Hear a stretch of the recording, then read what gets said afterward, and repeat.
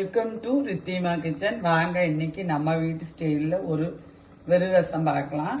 நம்ம வீட்டுக்கு தேவையான அளவு ஒரு சின்ன நெல்லிக்காய் சைஸ் எடுத்து நான் புளியெல்லாம் கரைச்சி வச்சிருக்கேன். 2 தக்காளி அதுலேயே போட்டு நல்லா கரைச்சி விட்டுருக்கேன். ஒரு பச்சை மிளகா அந்த ரசத்துக்குள்ளேயே கட் பண்ணி போட்டிருக்கிறேன்.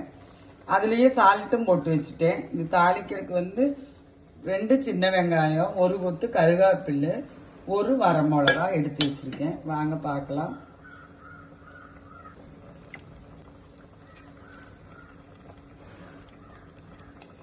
பாருங்க, தேங்காய் எண்ணெய் ஊற்றிருக்க 1 ஸ்பூனு, கடுகு போட்டிருக்க 1 ஸ்பூனு கம்மியாவே ஊற்றிக்கலாம். ரசத்துக்கெல்லாம் எண்ணெய்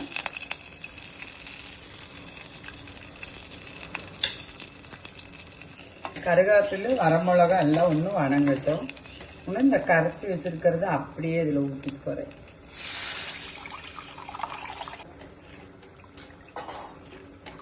இந்த ரசத்துல நான் மஞ்சள் பொடி போட கிடையாது. வெறும் ரசம் சொல்றதுனால மஞ்சள் பொடி தேவையானவங்க போட்டுக்குங்க, நான் போடல. இந்த டைம் உன்னி கரண்டி போடக்கூடாது. இந்த டைம் ஒரு சிட்டிகை பெருங்காய பொடி போட்டுக்கு போறேன். நல்லா நுர கட்டிட்டு வரட்டும், பார்க்கலாம். நான் இந்த டைம் அடுப்பை ஆஃப் பண்ணிட போறேன். இப்போ ஜீரகம் குருமிளகு எல்லாம் பொடிச்சு வச்சிருக்கேன், அதை போட்டுற போறேன். அதோட இந்த ஸ்பூன்ல இவ்வளவு வெல்லம் போட்டுற போறேன். அதுலயே மல்லிகை கருவேப்பிலும் போட்டுற போறேன். இந்த டைம் பாத்தீங்கன்னா ஒரு இவ்வளவு தேங்காய் இந்த ரசத்துல நான் போட்டுக்க போறேன். இத நான் அப்படியே மூடி ஓட்டுற போறேன்.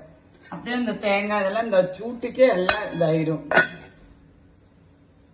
ரசம் நிறைய விதமா வைக்கலாங்க. இது பொள்ளாச்சி ஸ்டைல் ரசம். வாங்க நம்ம வீட்டுல சாப்பிடலாம். நன்றி, வணக்கம்.